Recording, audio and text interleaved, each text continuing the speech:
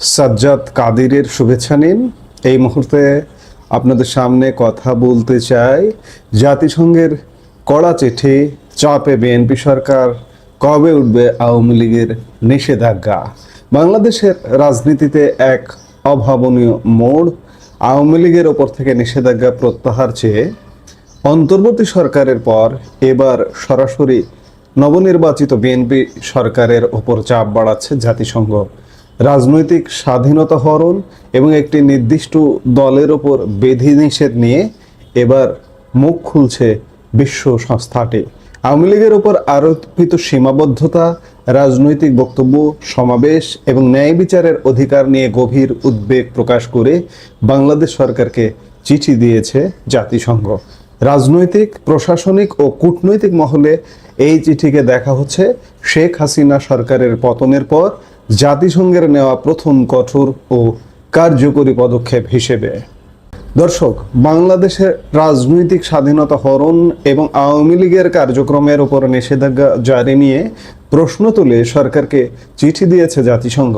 মজার বিষয় হলো, আওয়ামী লীগের উপর কেন এই নিষেধাজ্ঞা জারি করা হয়েছে এবং কেন প্রত্যাহার করা হবে না, এই জবাব চেয়ে চিঠি লেখা হয়েছিল অন্তর্বর্তী সরকারের সময়। কিন্তু সময়ের পরিক্রমায় এখন সেই চিঠির জবাব দেওয়ার দায়ভার এসে বর্তেছে সদ্য ক্ষমতায় আসা বিএনপি সরকারের উপর।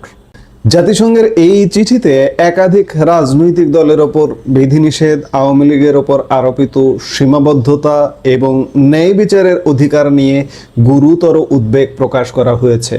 বিশেষজ্ঞরা মনে করছেন জাতিসংঘের এই অবস্থান অত্যন্ত তাৎপর্যপূর্ণ। চিঠিতে স্বাক্ষর করেছেন মানবাধিকার বিষয়ক জাতিসংঘের বিশেষ প্রতিবেদক বেন সল, জবরদস্তি আটক সংক্রান্ত ওয়ার্কিং গ্রুপের ভাইস চেয়ার ম্যাথিউ গিলেট এবং বিচারক ও আইনজীবীদের স্বাধীনতা বিষয়ক বিশেষ প্রতিবেদক মার্গারেট স্যাটার্থ ওয়েট। জাতিসংঘের বিশেষজ্ঞরা বলছেন এই ধরনের পদক্ষেপগুলো আন্তর্জাতিক নাগরিক ও রাজনৈতিক অধিকার সম্পর্কিত চুক্তির পরিপন্থী। তাদের মতে সংঘবদ্ধ হওয়ার স্বাধীনতা, শান্তিপূর্ণ সমাবেশ, মত প্রকাশ এবং জনজীবনে অংশগ্রহণের ওপর এটি একটি অপ্রয়োজনীয় ও অসামঞ্জস্যপূর্ণ সীমাবদ্ধতা। চিঠিতে উল্লেখ করা হয়েছে যে 2025 সালের মে মাসে আইনি সংশোধনের পর আন্তর্জাতিক অপরাধ ট্রাইব্যুনালে শেখ হাসিনা ও অন্যান্য নেতাদের বিচার শেষ না হওয়া পর্যন্ত আওয়ামী লীগের কার্যক্রম আনুষ্ঠানিকভাবে নিষিদ্ধ করা হয়। এই নিষেধাজ্ঞার আওতায় ছিল রাজনৈতিক কার্যক্রম, জনসমাবেশ, প্রকাশনা, এমনকি গণমাধ্যমে প্রচার ও নির্বাচনে অংশগ্রহণও। নির্বাচন কমিশন দলটির নিবন্ধন বাতিল করায় তারা জাতীয় নির্বাচনে অংশ নিতে পারেনি। জাতিসংঘ সতর্ক করে বলেছে, কোনো রাজনৈতিক দল নিষিদ্ধ করা স্বাধীনতার ওপর সবচেয়ে বড় আঘাত এবং এটি কেবল চরম ব্যতিক্রমী পরিস্থিতিতেই প্রয়োগ করা উচিত। সন্ত্রাস বিরোধী ক্ষমতা ব্যবহার করে কোনো রাজনৈতিক দলকে দমন করা উচিত নয়, বরং কেবল নির্দিষ্ট সহিংসতার হুমকি মোকাবেলায় তা ব্যবহার করা উচিত। চিঠিতে আওয়ামী লীগের যোগাযোগ, কার্যক্রম, বিধিনিষেধ নিয়েও উদ্বেগ জানানো হয়েছে। বিশেষ করে শেখ হাসিনার বক্তব্য প্রচারে বাধা এবং সংশোধিত সন্ত্রাস বিরোধী আইনের অধীনে যে কোনো প্রচার নিষিদ্ধ করার বিষয়টি তারা ভালোভাবে নেয়নি। বিশেষজ্ঞদের মতে এই সামগ্রিক নিষেধাজ্ঞা রাজনৈতিক বিতর্ককে স্তব্ধ করে দিতে পারে। একটি বড় রাজনৈতিক দলকে নির্বাচন থেকে বাদ দেওয়া বহুত্ববাদকে ক্ষতিগ্রস্ত করে এবং ভোটারদের প্রকৃত প্রতিনিধি বেছে নেওয়ার সুযোগ সীমিত করে দেয়।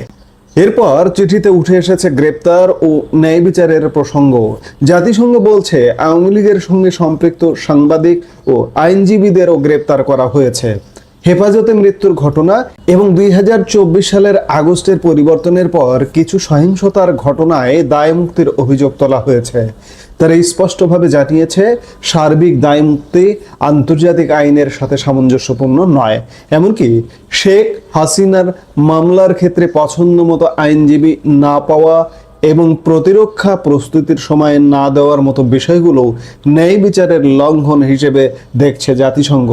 তারা সতর্ক করেছে, ন্যায় বিচারের মানদণ্ড লঙ্ঘিত হলে আন্তর্জাতিক আইনে মৃত্যুদণ্ডকে অন্যায্য হিসেবে গণ্য করা যেতে পারে।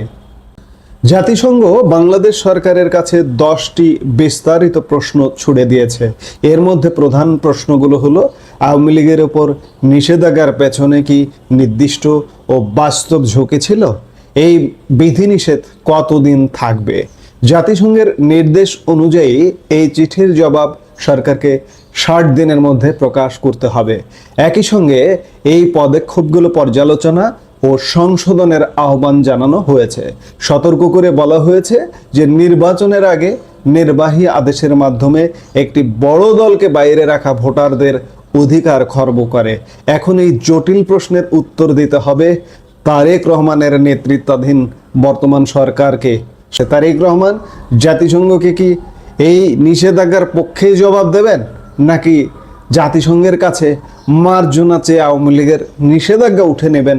এটাই সময়ের ব্যাপার। এটা হয়তো খুব বেশি সময় লাগবে না, খুব স্বল্পতম সময়ের মধ্যে এই ঘটনাগুলো ঘটবে। চিঠি দেওয়া, আওয়ামী লীগের নিষেধাজ্ঞা ওঠানো, এগুলো আমরা খুব স্বল্প সময়ে হয়তো দেখতে পাবো। এখন প্রশ্ন আসছে যে কেন এই চিঠি এত গুরুত্বপূর্ণ?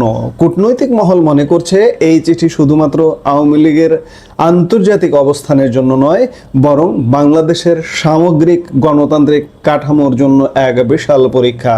জাতিসংঘ স্পষ্ট করেছে যে অপরাধীদের বিচার অবশ্যই হতে হবে, তবে তা হতে হবে স্বাধীন ও নিরপেক্ষ আদালতে। কোনোভাবেই পুরো একটি দল বা তার সমর্থকদের মৌলিক অধিকার কেড়ে নেওয়া যাবে না। মোহাম্মদ ইউনূসের নেতৃত্বাধীন প্রশাসনের সময় থেকে শুরু হওয়া এই প্রক্রিয়া এখন বিএনপি সরকারের জন্য বড় চ্যালেঞ্জ হয়ে দাঁড়িয়েছে। সরকার কি পারবে জাতিসংঘের এই চাপের মুখে আওয়ামী লীগের ওপর থেকে নিষেধাজ্ঞা তুলে নিতে, নাকি আন্তর্জাতিক অঙ্গনে নতুন কোনো সংকটের মুখে পড়বে বাংলাদেশ? আপনার কি মনে হয়? কমেন্ট করে আমাদের জানাতে পারেন। এই মুহূর্তের ভিডিও থেকে বিদায় নিতে চাইছি। সবাই ভালো থাকুন,